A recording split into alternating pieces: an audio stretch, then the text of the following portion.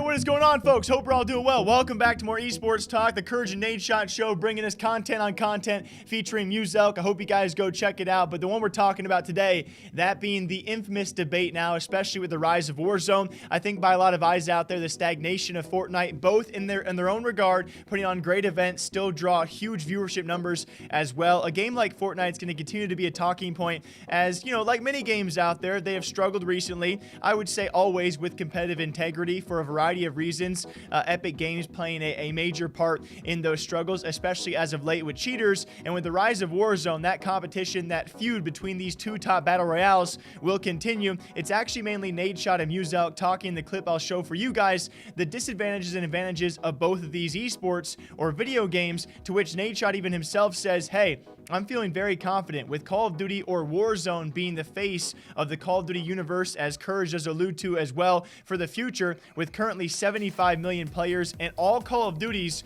will be stringently tied to Warzone being the battle royale for Call of Duty. It does have a longevity, what Nadeshot calls, his job for the next 10 years, with Warzone being the Call of Duty battle royale officially. It is very interesting to see how these two will compete with each other. The main point being touched on by Muselk and Nadeshot is the building aspect. What many people would call the differentiation between the two is the building aspect, what some might call Fortnite's biggest difference and advantage, and others like Nadeshot might call the biggest disadvantage, because building to him is just too hard, too difficult. It adds to the skill gap so much for the casual player. When you come home or you stop playing a game and you want to jump back into a game, you can jump back into Call of Duty because everyone knows how to aim and shoot. You can't jump back into Fortnite because those people playing that game of Fortnite are progressing so fast, and building is such a large skill gap. Does it take away from the game more than it gives to it? Just announced they've had 75 million players, and Call of Duty is going to be,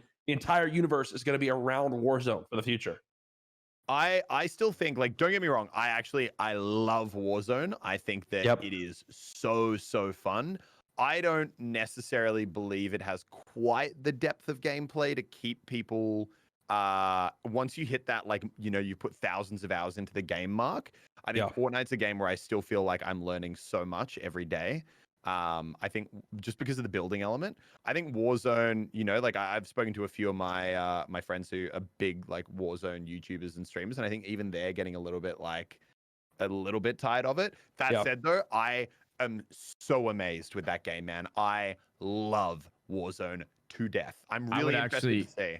But I would actually play devil's advocate a little bit with you, though, because the depth that Fortnite has, and you talk about learning every single day and trying to keep up with the meta and trying to keep up with these kids that build, the city of New York once you get shot at. I think that's what's turned away a lot of players. So the people that are in love with the game still, and people who have reached that level of play where they can keep up with almost anybody. Yeah, I think that's why Warzone has become so attractive, right? Because Call of Duty, obviously we've had this competitive background. It's what I did for years, but Call of Duty has always been the game where people come home from work, have a couple drinks with their boys, or just hang out. They're in and out for like 2 or 3 hours, and that's been Activision's bread and butter. And that's why games have never been tailored towards competitive, because they know their demographic and their audience. So now that I know that Warzone is going to be around and it's going to be their biggest focus, I think to myself, dude, I've got a job for like the next 10 years. There's no problem with that. And so I understand what you're saying, but the thing about Fortnite, you have chapter 2, right? People really didn't enjoy it as much as people anticipated that they were. But with Call of Duty, you're going to get a new Warzone, reskinned, new environment, new era, new weapons, new everything every single year. And they've got 3 devs working on it. So I understand where you're coming from, and I'm not saying that you're wrong. But I think just for that one specific point, the depth of it and learning and building, that's what makes me not play it anymore in any regard. Like in any capacity, I hate it because of how difficult it is. What made it fun has ruined the game for me because it's just too difficult. No, 100%. I think you're right. I think that's Fortnite's biggest. It's almost like it's a strength, but also a blessing, is that, Warzone, I can not play for a month and I can jump back into it a month later, and I still know how to point and click at people in shooter games. I still understand the flow of a battle royale and like have decent game sense. I can play the game, I can do decently, I can have fun.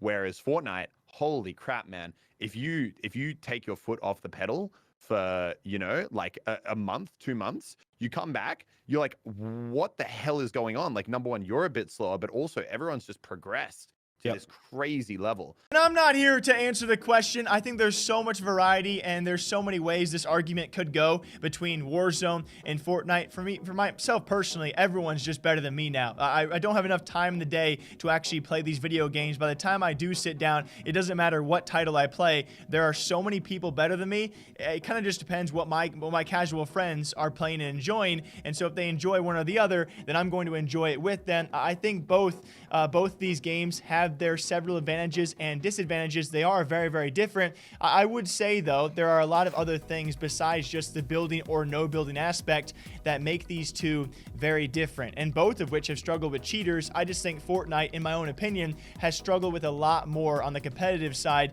which is pretty crazy, because when you think about Call of Duty, the actual Call of Duty game for Call of Duty League, it's totally separate from the Battle Royale for Warzone. So it's a really tough comparison when you talk about the main game struggles, because Call of Duty League has certainly struggled with the current Modern Warfare title, but that's not tied to the Warzone versus Fortnite debate.